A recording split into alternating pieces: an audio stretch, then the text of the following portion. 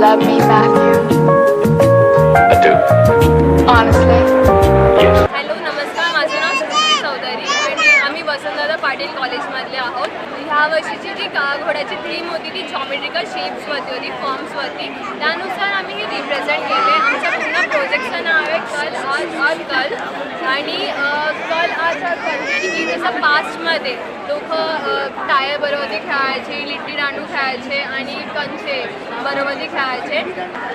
आणि मध्यम काळामध्ये लोक जसे कॅरम खेळायचे, टॉप खेळायचे, लुडो यानी की सापशिडी, क्रिकेट हे सगळ्या गोष्टी खेळायचे. आणि आत्ताच्या जनरेशनमध्ये आम्ही जसं दाखवलं आहे आयफोन 17 प्रो मॅक्स. तुम्ही मागणं बघा तर आम्ही 17 प्रो मॅक्स फोन दाखवला आणि त्याच्यावरती आम्ही सगळ्या गेम्स दाखवल्या जी की आता ट्रेंडिंग गेम आहे ती म्हणजे पबजी. आणि आता कोणीही लाईक गेम्स खेळत नाही आहे फिजिकली, सगळेजणं फोनमध्येच गेम खेळतात आहे. लुडो झाला, क्रिकेट झाला, सगळ्या गेम्स कार्ड झाले सगळे फोनमध्ये खेळत आहेत. आणि फ्युचरसाठी आम्ही रिप्रेझेंट केलं आहे VR, जसं की तो फ्युचरमध्ये आता रिप्रेझेंट होईल. आणि ह्या प्रकारे आम्ही सगळ्या गोष्टी दाखवण्याचा प्रयत्न केला आहे. थँक्यू.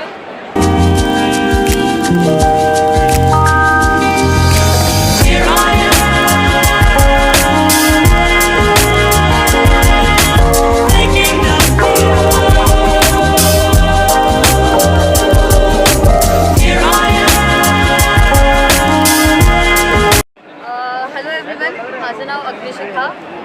मी श्रेयस आणि मिताली, आम्ही तिघांनी हे आर्टवर्क बनवलं है. हिंदी चालेल. तो इस साल का जो थीम था काला घोड़ा का, that was past present and future. So we decided to make it in a mythological way. तो एज यू कैन सी ये पूरे जो स्ट्रक्चर पे 6 घड़ियाँ हैं और हर एक घड़ी एक युग को दर्शा रही है. दिस इज सतयुग, दिस इज त्रेता युग और दिस इज द्वापर युग. तो सतयुग में देव और असुर अलग अलग दुनिया में रहते थे, अलग अलग लोकों में रहते थे. फिर आया त्रेता युग. त्रेता युग में देव और असुर एक ही दुनिया में रहने लगे, जैसे राम और रावण. फिर आया द्वापर युग. द्वापर युग में देव और असुर एक ही फैमिली में रहने लगे, एक ही परिवार में रहने लगे, जैसे कौरव और पांडव. फिर आया कलयुग. कलयुग में कैन यू गेस क्या हो रहा है? Good and bad both. Right. कलयुग में अच्छाई और बुराई, देव और असुर दोनों हमारे अंदर ही है, एक ही पर्सन के अंदर है. और हमारे पुराणों में ऐसा कहा जाता है कि जब जब कलयुग में बुराई बहुत ज़्यादा बढ़ जाएगी तब आएगा प्रलय. और प्रलय में बहुत ज़्यादा हिंसा, पीड़ा ये सब रहेगा. तो प्रलय में एक असुर होगा जिसका नाम होगा कली. और कली को मारने के लिए कल की अवतार लेंगे. जब कल्कि का अवतार धरती पे आएगा तो वो पूरे जो प्रलय को नष्ट करके फिर से सतयुग शुरू करेंगे. तो एज यू कैन सी हर एक घड़ी को एक एक कांटा है और हर कांटा अगले युग की ओर इशारा कर रहा है.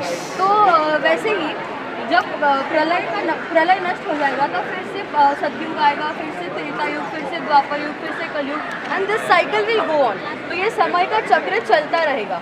तो हमें जो लोगों को बताना था कि जो हमारे अंदर मतलब कलयुग के इंसान के अंदर जो अच्छाई बुराई है, तो we have to choose the nice person, right. But यहाँ बहुत बड़ा लूप होल ये है कि अगर मुझे पता है कि मैं अच्छा बनूँ या बुरा बनूँ, I will and up in प्रलय. तो क्यों अच्छा बनना है? जैसे कि हमें अगर कोई बोले कि तू ये काम कर मैं तुझे ये दूंगा, तो हम सुनते हैं, राइट, कि okay I am getting something.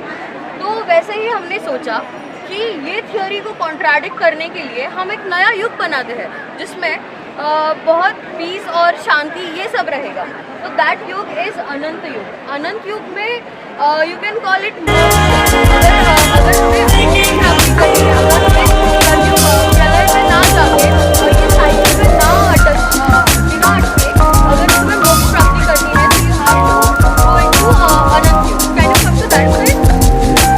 तो जैसे कि मैंने आपको कहा, तो ये पूरा स्ट्रक्चर में ये पूरी हमें समय की श्रेणी में बिठाई. तो इसलिए हमने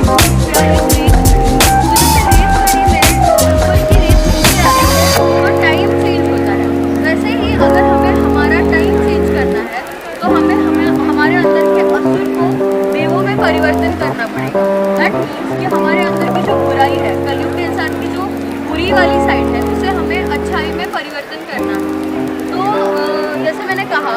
प्रलय आएगा, फिर ये सब होगा. नाउ यू नो कि ये सब होने वाला है फ्यूचर में.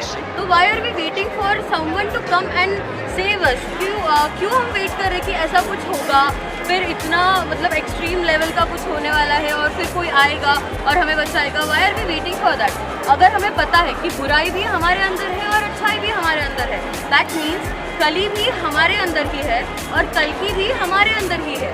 So we have to be our own Kalki and kill the Kali inside us and choose the path of Anand.